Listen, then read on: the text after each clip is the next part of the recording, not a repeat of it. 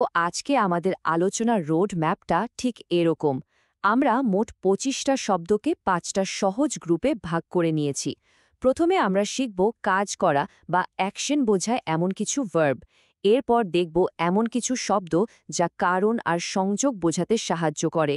তারপর কমিউনিকেশন বা যোগাযোগ সম্পর্কিত কিছু শব্দ, আর সবশেষে পজিটিভ ও নেগেটিভ গুণাবলী বোঝায় এমন কিছু শব্দ নিয়ে আলোচনা করব। আমাদের প্রথম গ্রুপটা হলো অ্যাকশন বা কাজ নিয়ে।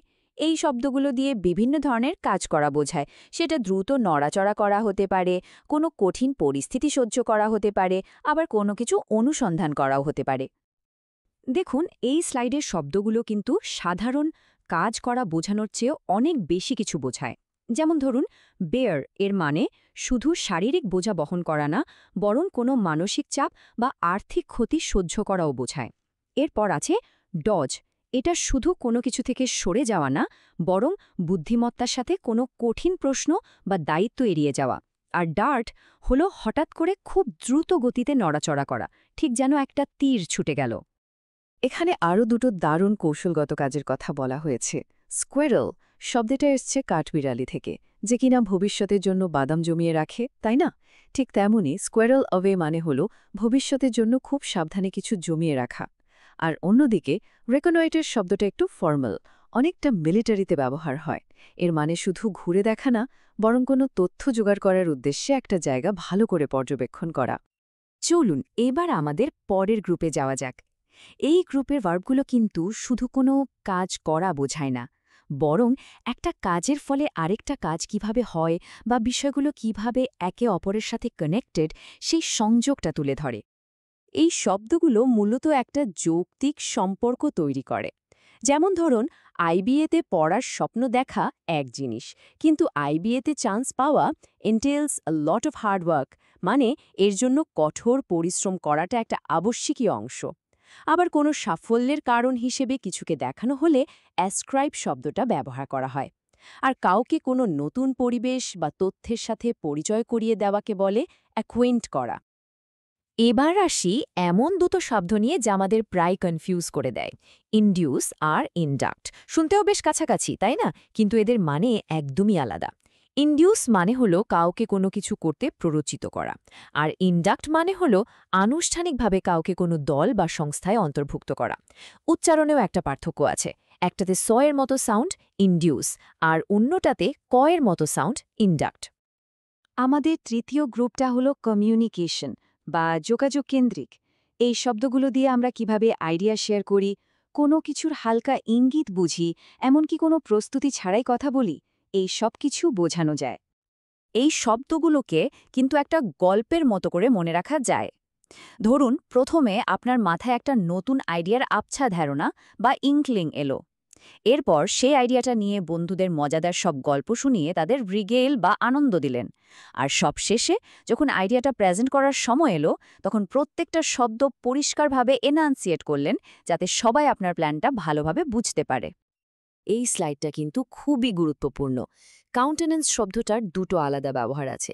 নাউন হিসেবে এর মানে হলো মুখভঙ্গি বা চেহারা, যা আমাদের মনের ভাব প্রকাশ করে।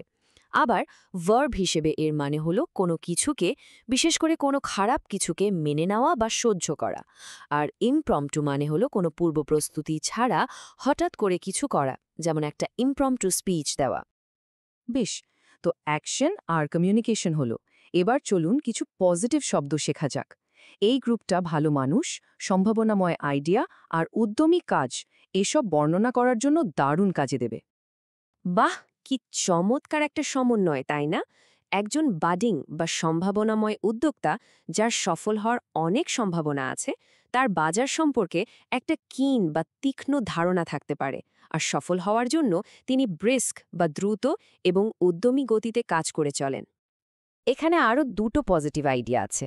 বেনেভোলেন্ট শব্দটি দিয়ে এমন একজন দয়ালু আর উদার মানুষকে বোঝানো হয়, যিনি অন্যদের সাহায্য করতে ভালোবাসেন। আর রিডিম মানে হলো কোনো ভুল বা ব্যর্থতার পর ভালো কিছু করে সে ক্ষতিটা পুষিয়ে দেওয়া বা নিজের সম্মান পুনরুদ্ধার করা। আচ্ছা, ভালো জিনিসের তো একটা উল্টো পিঠও থাকে, তাই না? তো চলুন আমাদের শেষ গ্রুপে আমরা কিছু নেগেটিভ গুণাবলী বোঝায় এমন শব্দ শিখি। পজিটিভ শব্দের পাশাপাশি এগুলো জানাও কিন্তু সমান জরুরি। এই ৩টি শব্দ চারিত্রিক ত্রুটি বর্ণনা করে, তবে এদের মধ্যে সূক্ষ্ম পার্থক্য আছে। নাইভিটি মানে কিন্তু বোকামি নয়, এর মানে হল অভিজ্ঞতার অভাবে অতিরিক্ত সরল বা বিশ্বাসপ্রবণ হওয়া। আনবিকামিং মানে হল এমন আচরণ যা কারো পদমর্যাদার সাথে মানানসই নয়। আর স্লিজি বেশ শক্তিশালী একটা শব্দ, যা দিয়ে অনৈতিক বা অসৎ কোনো কাজ বা ব্যক্তিকে বোঝানো হয়।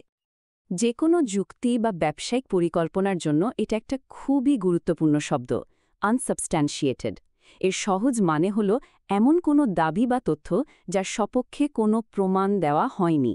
সোজা কথায় একটা ভিত্তিহীন দাবি। এই স্লাইডটা দেখুন, পার্থক্যটা একদম পরিষ্কার হয়ে যাবে। যে কোনো দাবিকে শক্তিশালী করতে হলে সেটাকে তথ্য প্রমাণ দিয়ে সাবস্ট্যান্সিয়েট বা প্রমাণ করতে হয়।